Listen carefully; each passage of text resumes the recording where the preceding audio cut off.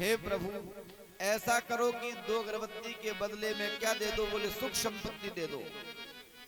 भगवान ने कहा और कुछ? कि इतना ही, सुख भी दो और संपत्ति भी दो, और हमारे शरीर में जो रोग है वो आप ले लो।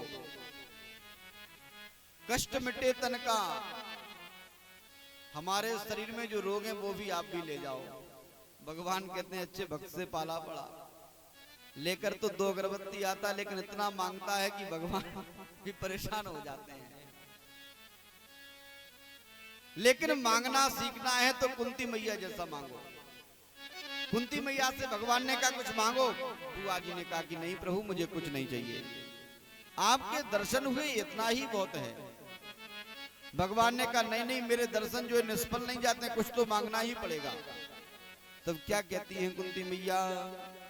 विपदा संतु नासस्व तत्र तत्र जगद्गुरो भवतो दर्शनम यस्याद पुनर्भव दर्शनम। हे प्रभु यदि देना ही चाहते हो तो विपत्ति दे दो मुझे। भगवान ने कहा बुआ जी क्या मांग रही हो? लगता है आपकी जीभ पलट गई, लड़खड़ा गई। ठीक है कोई बात नहीं, सोच समझ के दोबारा मांगो। कुंती मैया ने कहा प्रभु मैंने एकदम सोच विचार के मांगा है, मैं विपत्ति ही चाहती हूँ। भगवान ने कहा अभी तक विपत्ति कम थी क्या तुम्हारे पास? जीवन भर तुमने विपत्ति ही तो भोगी है, जीवन भर तुम्हारे पास विपत्ति रही है, फिर भी तुम विपत्ति ही मांगना चाहती हो। कुंती मैया ने कहा प्रभु विपत विस्मरणम विष्णु, जब आपका स्मरण ना हो वो सबसे बड़ी विपत्ति है। और विपत्ति की एक खासियत है, जब आप परेशान होंगे तब सभी मंदिरों में जाएंगे, कभी इस देवता के पास कभी उस देवता के पास, क्योंकि दुख में सुमरण शब करें, सुख में करे न कोय, और जो सुख में सुमरण करे तो दुख का एको होय। यदि सुख में ही भगवान को भजो तो दुख आएगा ही नहीं। लेकिन हम लोगों की बड़ी विडंबना, जब दुख आता है तब जाते हैं भगवान के पास, और जब सुखी होते हैं तो भगवान को ही भूल जाते हैं कि भगवान भी हैं क्या। यहाँ कई ऐसे लोग बैठे होंगे जो साल में एक बार मंदिर जाते हो, कई तो जाते ही नहीं होंगे साल में भी, होंगे कि नहीं? कोई है ऐसा? कई है। ऐसा नहीं होना चाहिए। कई लोग तो महाराज मैंने देखा कि प्रसाद लेके जाएंगे और भगवान के मुंह में लगा देंगे। अब उस प्रसाद को चाटने कुत्ते आएंगे तो भगवान का मुंह कुत्ते चाटते हैं कि नहीं? फिर भगवान भोग को आरोग्यते हैं, उसे खाते नहीं है, खाते तो हम हैं। भगवान तो उसका स्वाद लेते हैं, सुगंध लेते हैं भगवान उसकी। मैं देखता हूं कई मंदिरों में गया तो भगवान के ऊपर ही प्रसाद रख दिया, अब कुत्ते आए उन्होंने भगवान को ही चाटना प्रारंभ कर दिया। अब विचार करो, कहीं कुत्ता आपके ऊपर कोई घर आए और चढ़ा जाए कि हम तो आपको बहुत मानते हैं, चढ़ा रहे हो आपको चाटे, तो उसको आप गालियां दोगे कि नहीं? तो भगवान की भी सेवा पूजा अपने ही शरीर जैसी करनी चाहिए। भगवान को भोग नैवेद्य करना चाहिए, भगवान के ऊपर नहीं। कोई आपको भोजन कराने बुलाए और आपके ऊपर खीर चढ़ा दे, पूरी फेंक दे, वो कहे कि भाई ऐसे ही आप भगवान को चढ़ाते हैं, तो आप उससे नाराज होंगे कि प्रेम से पाएंगे? भगवान को अर्पण किया। इसलिए जब भी मंदिर जाओ तो भगवान की, और तो और मैं और विशेष बातें देखता हूं, जब मंदिरों में महिलाएं जाती हैं तो मान लो मंदिर बंद है तो चावल लेंगी, जल लेंगी, मारेंगी, भगवान में फेंक करके दूर से ही। अब आप तैयार हो बढ़िया नहा धो के कहीं आपको जाना हो, कोई एक बाल्टी जल या एक लोटा जल आपके ऊपर फेंक दे तो कैसा लगेगा? अरे भगवान तो आपकी दरवाजे से ही पूजा स्वीकार करते हैं, लेकिन मन नहीं मानता जब तक फेंके नहीं। पूजा भाव की होती है, मन की होती है। मन तो घर में रखा है और मंदिर में जाकर के भगवान की चर्चा नहीं होती है, मंदिर में जाकर के संसार की चर्चा होती है। सास की बुराई, ससुर की बुराई, देवरानी जिटानी की बुराई, बस यही चर्चा मंदिर में जाके होती है। भगवान को भजन करना वहां किसी के मन में नहीं आता है। तो जहां बुराई की जाए तो वहां क्यों जाती हो? भगवान के मंदिर में गई हो, भगवान का भजन करो। आज कुंती मैया कहती प्रभु मुझे विपत्ति ही दे दो, क्योंकि विपत्ति में आपका स्मरण होगा। भगवान ने बहुत समझाया, लेकिन कुंती मैया नहीं मानी और विपत्ति ही मांगी और भगवान ने विपत्ति दी कुंती मैया को। कहा प्रभु विपत्ति में मैं आपको सदैव स्मरण करती रहूंगी। और कुंती मैया कहती प्रभु क्या बताएं, आपकी वो बाल लीलाओं के दर्शन इतने दिव्य हैं कि हमारे मन से निकलते ही नहीं है। गोप्या ददे त्वयि कृतागशिदाम तावत, जिस समय प्रभु आप छोटे थे, आपने दही मथने की मटकिया फोड़ दी और यशोदा मैया ने एक छड़ी लेकर के आपको डांटा, तो आपकी जब आंखों से अश्रु निकलने लग गए, तब मैंने समझा कि भगवान भी भक्त के बस में कितना हो जाता है। गोप्या ददे त्वयि कृतागशिदाम तावत याते दशांशु कलिला जन संभ्रमाक्षम वक्त्रम निनीय भय भावनया स्थितस्या श्यामां विमो यद भीरपि यद विवेति। तब मैंने देखा कि जिस परमात्मा के भय से कालभीत भयभीत हो जाता है, यद भयात प्रतिभातो यम सूर्योत्पत्ति मद भयात, जिस परमात्मा के भय से काल भी भयभीत होता है, और वही परमात्मा मैया के हाथ में छड़ी देख करके रोने लग जाता है। भगवान सदैव भक्तों के अधीन है। कुंती मैया ने स्तुति की, भगवान ने वरदान दिया है। अब भगवान को रोक लिया कुंती मैया ने कि प्रभु अभी थोड़ा रुक जाओ, अभी नहीं जाओ। कृष्ण पहुंचे हैं अपने कक्ष में जाकर के। आज भगवान को रात्रि में नींद नहीं आती है। रात्रि के समय समाधि ध्यान में बैठ करके भगवान किसी को याद कर रहे हैं, और कोई ऐसे भक्त को याद कर रहे हैं। महाराज आज भगवान ध्यान ही नहीं, ध्यान करते करते रोने लग गए, उनके आंखों से अश्रु धारा बहने लग गई। इधर युधिष्ठिर को भी नींद नहीं आई। युधिष्ठिर जी ने देखा कि आज कृष्ण के कक्ष के दरवाजे खुले हुए हैं, अंदर प्रवेश किया। जैसे ही देखा तो कृष्ण ध्यान में बैठे हैं और रुदन कर रहे हैं। युधिष्ठिर ने पूछा प्रभु सारा जगत आपका ध्यान करता है, अब आप किसका ध्यान कर रहे हो? तब भगवान ने कहा हे युधिष्ठिर, ये यथा मां प्रपद्यन्ते तांस्ततैव भजामि हम। जो जैसे मेरा भजन करता है, मैं भी उसका वैसे ही यजन करता हूं। जो भगवान को भजता है, भगवान भी उसे भजते हैं।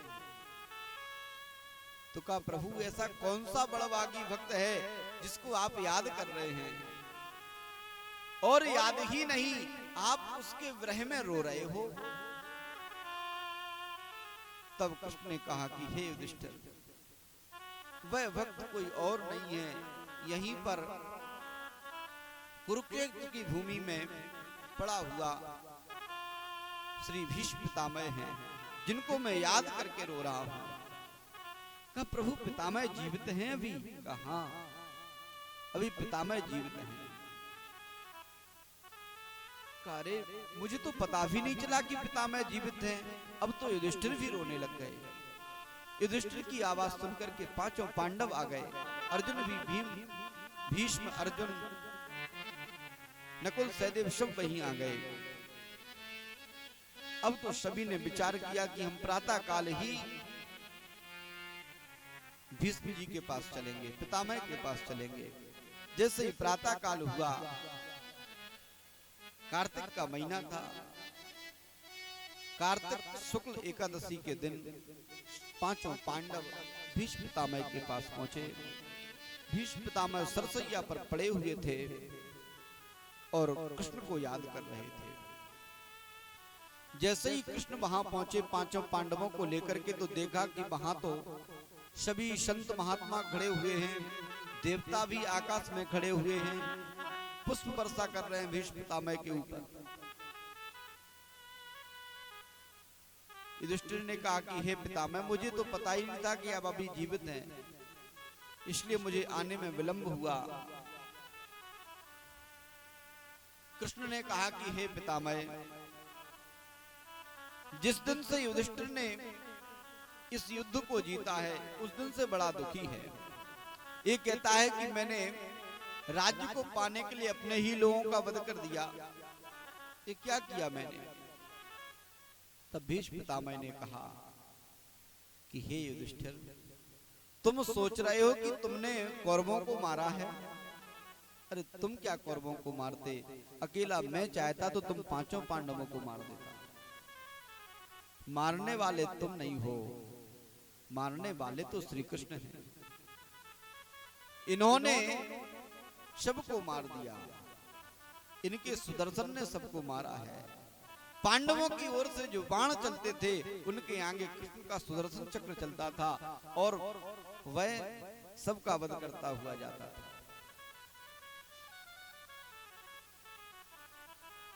कहा युधिष्ठिर, तुम दुखी मत हो, तुमने किसी को नहीं मारा। राजधर्मान, राजधर्म के बारे में बताया है। स्त्री धर्मान वेद धर्मान विभागसः, सभी धर्मों के बारे में उपदेश दिया है। जब पितामह उपदेश दे रहे थे तो द्रौपदी को हंसी आ गई। पितामह ने बुलाया, पुत्री, एक बार जब तुम हंसी तो महाभारत का युद्ध हो गया, अब दोबारा क्यों हंसी? ये बताओ। क्योंकि माताओं को कभी बिना किसी कारण के नहीं हंसना चाहिए। तब द्रौपदी ने कहा, हे पितामह क्षमा करना, मुझे हंसी इसलिए आई कि आप आज युधिष्ठिर को इतना सुंदर उपदेश दे रहे हो, और जिस समय भरी सभा में मेरी साड़ी खींची जा रही थी उस समय आपका ज्ञान कहाँ था? कहाँ गया था आपका ज्ञान? इसलिए मुझे हंसी आ रही कि आज आप बड़े विद्वान बन रहे हो, बड़ा ज्ञान दे रहे हो, उस समय आपके पास ज्ञान नहीं था क्या? तब भीष्म पितामह ने कहा, बेटी, ज्ञान तो था लेकिन विवेक नहीं था। मेरी बुद्धि नष्ट हो चुकी थी उस समय, मेरा मन काम नहीं कर रहा था, मैं क्या करूं? क्योंकि मैंने दुष्ट दुर्योधन का नमक खाया था। देखो, भोजन का भी बड़ा प्रभाव होता है शरीर पर। जैसा खाओ अन्न वैसा रहे मन। का कि हे द्रौपदी, उस समय मैंने जब दुर्योधन का नमक खाया था तो मेरी बुद्धि दूषित हो गई थी, और दुर्योधन के नमक खाने से मेरी बुद्धि दूषित हुई, इसलिए मैं आपको उस समय कुछ रक्षा नहीं कर सका।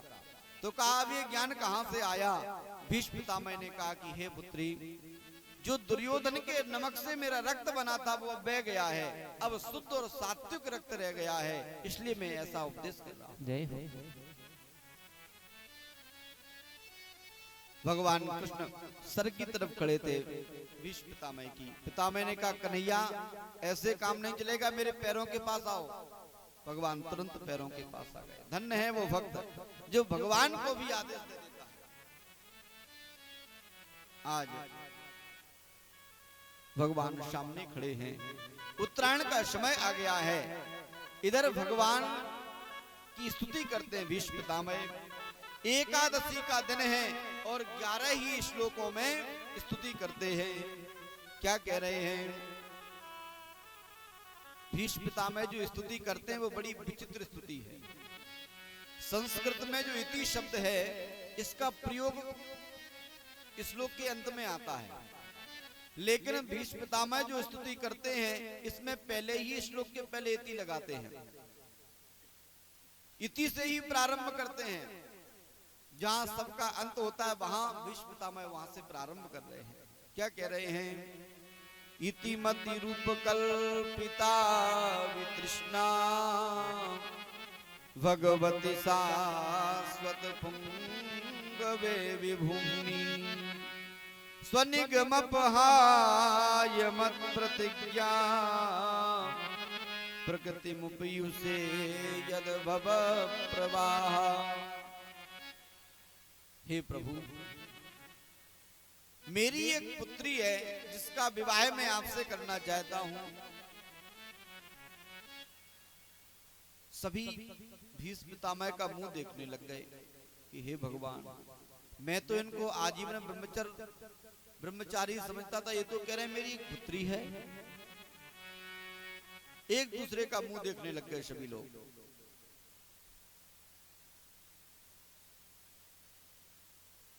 भीष्म पितामह कहते हैं प्रभु, मेरी जो बुद्धि रूपी पुत्री है, वह अब पुत्री बुद्धि को मानते हैं अपनी। कहा प्रभु, मेरी जो बुद्धि रूपी पुत्री है इसका मैं विवाह करना चाहता हूं।